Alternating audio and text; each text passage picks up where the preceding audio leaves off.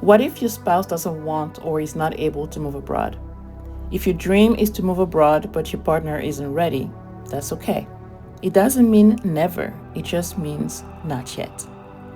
See, my husband and I weren't always on the same page when it comes to timing for our move abroad, and I've talked about that in previous videos. But the idea is that as partners, you need to show patience, understanding, and a lot of patience again. And know that just because it's a not yet doesn't mean it's a never.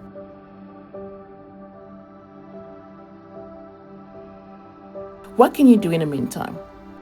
In the meantime, my recommendation would be to take a trip, a solo trip, a mom trip, a solo mom trip. Yes, take that trip. In the past year, I've gone to Paris twice, once for business and once for pleasure. And it has given me so much joy, because to be honest, Paris would be one of the places I would like to move to, but it's not really in our cards right now. So what do? I get to enjoy the city that I love, the friends that I enjoy, and yes, even if that means leaving the family behind.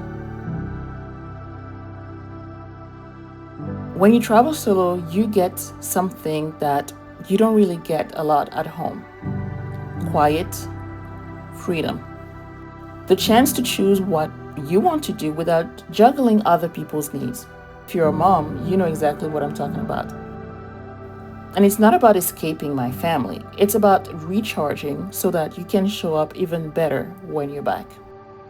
So every time I've come back from Paris or any other trip, I've come back refreshed, inspired, and full of new ideas. Now, I know that you might be thinking, okay, it must be expensive to fly to Paris twice a year. Yes, it can, but you can also find ways to make it more affordable. You can book your flight in advance, or you can find amazing deals and fly budget international airline like Norse. And that's what I did on my recent flight. So, is it fancy? No, but it does the work at a fraction of a price. And I'm also very lucky to have free accommodation by staying with some friends, which makes it a lot easier on my budget. I'm not really into house sitting, but if you are, that could also be another affordable option for you by looking after people's pets or plants in exchange for free accommodation. So look it up. That could be the best option for you. I love my kids and I love traveling with them, but traveling without them, that's a whole different kind of joy that I look forward to as well.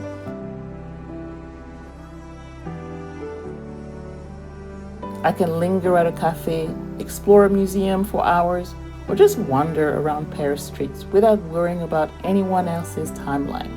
It's like rediscovering travel the way I first loved it, being adventurous and going with the flow.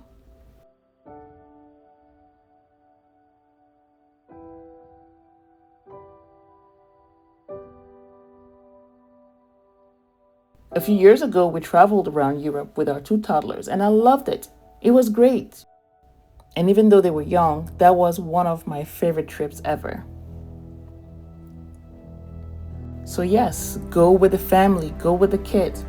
But if you can't, definitely don't be scared to go by yourself. And then there's the friendships.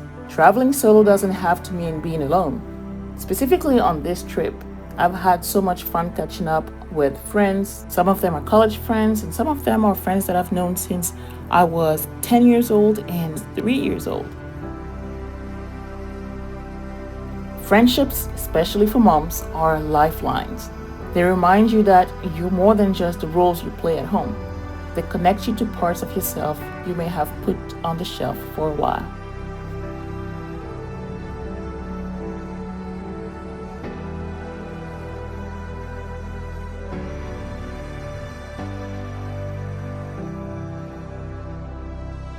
One of the biggest lessons I've learned is that visiting a country is not the same as living there.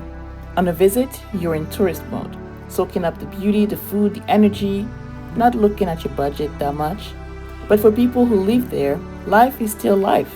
They have bills, work, errands, just like you back home. Solo trips let me enjoy the magic without the everyday grind. Oh, at least for now. Even if you do plan to move abroad someday, solo trips are still important. They give you a chance to explore neighborhoods, test out transportation, and see what daily life might feel like. But more than that, they give you confidence. Traveling alone builds skills you will use forever, whether it's navigating a new city or just feeling comfortable in your own company. If you're watching this thinking, I could never do that, I promise you, you can. Start small, maybe a weekend somewhere close. I have another video where I talk about my solo mom weekend retreats. These are just fancy words to say I'm going to spend the weekend at the hotel down the street. Nothing fancy, it's just a way for me to take some time away from the family for a night or two to relax or even to get some work done. It just depends on how I feel. And the thing is that I also encourage my husband to do the same thing. So it's not just a mommy thing, but dads need time off too. Encourage your partner to take time off as well.